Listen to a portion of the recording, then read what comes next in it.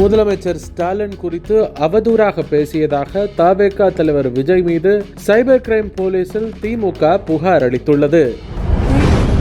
கரூர் சம்பவத்தில் ஒரு நபர் விசாரணை ஆணையம் என்பது கண் துடைப்பே. மக்களுக்கு உண்மை நிலை தெரிய சிபிஐ விசாரணைக்கு உத்தரவிட வேண்டும் என்று எதிர்க்கட்சி தலைவர் எடப்பாடி பழனிசாமி வலியுறுத்தியுள்ளார். கரூரில் நடந்த தவேக பிரச்சார கூட்டத்தில் ஏற்பட்ட கூட்ட நெரிசலில் சிக்கி உயிரிழந்தோர் எண்ணிக்கை 41ஆக உயர்ந்துள்ளது. அரசு மருத்துவமனையில் தீவிர சிகிச்சை பிரிவில் 11 பேருக்கு தொடர் சிகிச்சை அளிக்கப்பட்டு வருகிறது.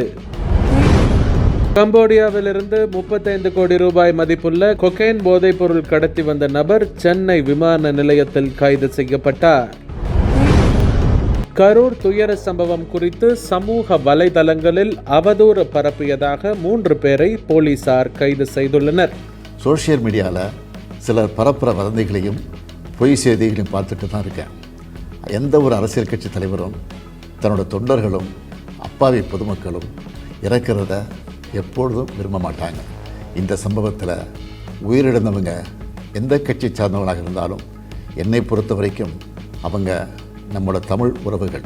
எனவே சோகமும் துயரமும் சூழ்ந்திருக்கக்கூடிய இந்த நிலையில் பொறுப்பற்ற முறையில் விஷமத்தனமான செய்திகளை தவிர்க்கணும்னு கேட்டுக்கிறேன்.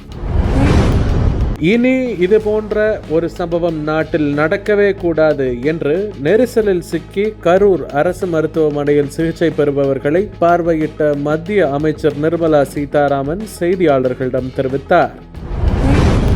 பத்திரப்பதிவுத்துறை இணையதளம் முடங்கியதால் தமிழகம் முழுவதும் ஆன்லைனில் பத்திரங்கள் பதிவு செய்ய முடியாமல் மக்கள் தவித்தனர்.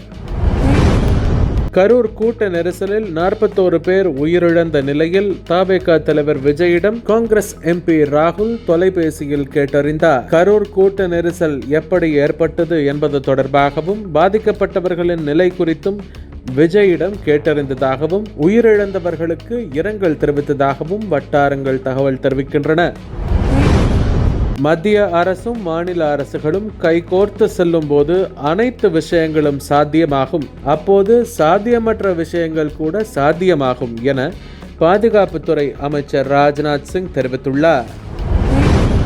பீகாரில் யார் மகுடம் சூடுவார்கள் என்று பல்வேறு கருத்து கணிப்புகள் தொடர்ந்து வெளிவந்து கொண்டே இருக்கின்றன.